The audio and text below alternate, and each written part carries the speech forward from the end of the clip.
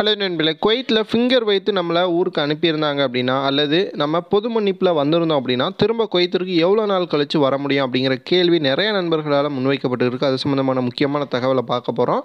அடுத்து மங்கி பாக்ஸ் நோய் குவைத் மட்டுமல்ல, அரபு நாடுகள் அதேபோல் உலகம் முழுவதும் 95,000 நபர்களுக்கு தற்பொழுது வரைக்கும் இருக்குது அப்படின்னு கண்டுபிடிக்கப்பட்டிருக்கு. கல்ஃபில் 29 நபர்களுக்கு இருக்குது அப்படின்னு சொல்லியிருக்காங்க. குவைத் இது சம்மந்தமான முக்கியமான எச்சரிக்கை செய்தியை வெளியிட்டிருக்காங்க. அது என்னங்கிறதையும், டிராஃபிக் ரூல்ஸு குவைத்தில் இருக்கக்கூடிய டிரைவர்கள் முழுசாக அவருடைய சம்பளத்தை ஃபுல்லாக ஃபைன் தான் இனிமேல் கட்டணும் போல், அந்த மாதிரியான ஒரு செய்தியும் வெளியாகிருக்கு. என்ன அப்படிங்கிறத பார்க்க போகிறோம். நிறைய முக்கியமான தகவல்கள் இருக்குது. வீடியோ முழுவதுமாக பாருங்கள்.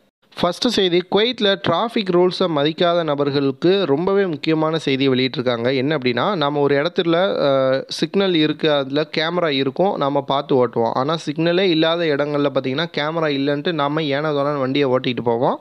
ஆனால் இந்த மாதிரி ஓட்டாதீங்க இனிமேல். ஏன்னா குவைத்தினுடைய பல இடங்களில் ஹிடன் கேமராஸ் இருக்குது. ரேடார் மூலமாக கண்காணிக்கக்கூடிய கேமரா. நீங்கள் ஸ்பீடாக போகிறீங்க, ஸ்பீட் லிமிட்டை தாண்டி ஸ்பீடாக போகிறீங்க, அல்லது ரொம்பவே தப்பான முறையில் வாகனத்தை இயக்குறீங்க அப்படின்னா உங்களை ஈஸியாக கண்டுபிடிச்சி உங்களுக்கு வாட்ஸ்அப்லேயே மெசேஜ் வந்துடும், உங்களுக்கு ஃபைன் போடப்பட்டிருக்கு அப்படின்ட்டு. அந்த மாதிரியான சிஸ்டத்தை நோக்கி தற்பொழுது டிராஃபிக் டிபார்ட்மெண்ட் நகர்ந்துக்கிட்டு இருக்குது. குவைத்தில் டிரைவர்களாக இருக்கிறவங்க 150 தினார் 200 தினாருக்குள்ளே தான் சம்பளம் வாங்குவோம். அந்த மாதிரியான நபர்கள் ஃபைன் மட்டுமே மாதம் 50 தினார் கட்டினீங்கன்னா உங்களுடைய குடும்பத்தெல்லாம் நீங்கள் பார்க்க முடியாது. ஸோ ரொம்பவே கவனமாக வாகனத்தெலாம் ஓட்டுங்க. குவைத்தில் என்ன ரூல்ஸ் இருக்கோ, இத்தனை கிலோமீட்டர் ஸ்பீடில் போகணும்னா அத்தனை கிலோமீட்டர் ஸ்பீடில் மட்டும்தான் போகணும். அதிகமாகவும் போகக்கூடாது, கம்மியாகவும் போகக்கூடாது. அந்த மாதிரியான ரூல்ஸ் எல்லாம் ஃபாலோ பண்ணுங்கள்.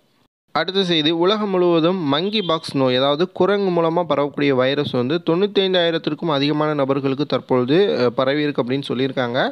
கல்ஃபில் மட்டும் 29 நபர்களுக்கு இருப்பதாக உறுதி செய்யப்பட்டிருக்கு. குவைத்தில் இந்த நோய் இன்னும் யாருக்குமே கண்டறியப்படலை.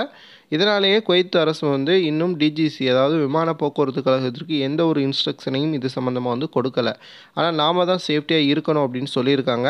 இந்த நோய் வந்துச்சு அப்படின்னா நமக்கு உடல் முழுவதும் பார்த்திங்கன்னா பருக்கள் மாதிரி ஒரு பொக்களமாக வரும் அப்படின்னு சொல்லியிருக்காங்க. ஸோ அந்த மாதிரி யாருக்காவது வந்துச்சு அப்படின்னா உடனடியாக எம்ஓஹெச்சை கான்டாக்ட் பண்ணுங்கள். குவைத்தில் ரொம்பவே சேஃப்டியாக இருங்க. அடுத்த செய்தி என்ன அப்படின்னு பார்த்தீங்கன்னா, குவைத்தில் இருந்து ஃபிங்கர் வச்சுட்டு அல்லது பொது மன்னிப்பில் நாம் ஊருக்கு போயிருந்தோம் அப்படின்னா திரும்ப குவைத்திற்கு எவ்வளோ நாள் கழிச்சு வரணும். நான் 2 வருஷத்துக்கு முன்னாடியே ஃபிங்கர் வச்சுட்டு போனேன் பொது மன்னிப்பில், இன்னும் என்னையால் வர முடியல அப்படின்லாம் சொல்கிறீங்க. குவைத்தை பொறுத்த வரைக்கும் ஃபிங்கர் வச்சுட்டு போனவங்களுக்கான டேட்டா குவைத்தினுடைய கவர்மெண்ட்டை இருக்கும்.